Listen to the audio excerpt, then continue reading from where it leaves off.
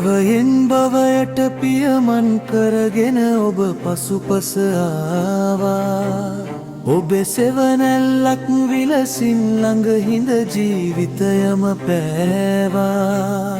අද ඔබ යන මේ උතුම් ගමනටත් මා සවියක් වූවා. ඒ පින මදිදෝ මා හැර යන්නට ඇයි මට දුක පෑවා.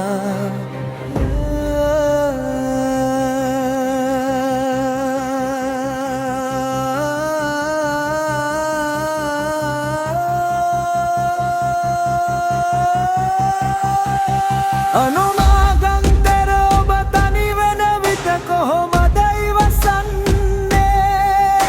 කෙසේද මා ඔබ නොදැකම ආපසු මාලිගයට යන්නේ? රජ සැපත හැර ඔබ වන මැද අද බිම සැතපී ඉන්නේ. මේ දුක උහුලන්නට මගේ පපුවට වාරු නැතිව යන්නේ.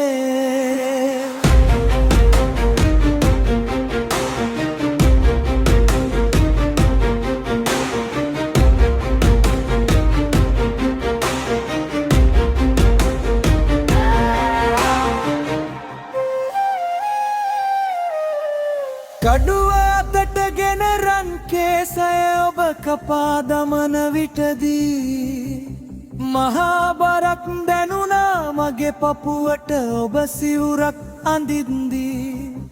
මගේ ස්වාමියා මින් මතු රජු නොව සැබෑව මට වැටහෙද්දී.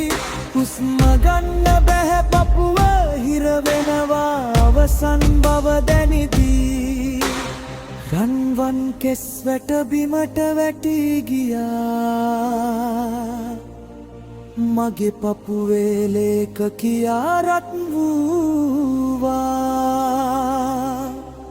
දරාගන්න බැරි වේදනාව මැද ලය පැලී ගියා. ඔබේ පාමුල මම ජීවිතයම දුන්නා. ගිහින් එන්න හිමියනි බුදු වන්නට. මතු භවයක හමුවෙමු සැනසෙන්නට. කන්ටක නම ඉතිහාසෙට ගන්නට. ඉඩ දෙන්නම් දිවි පුදා.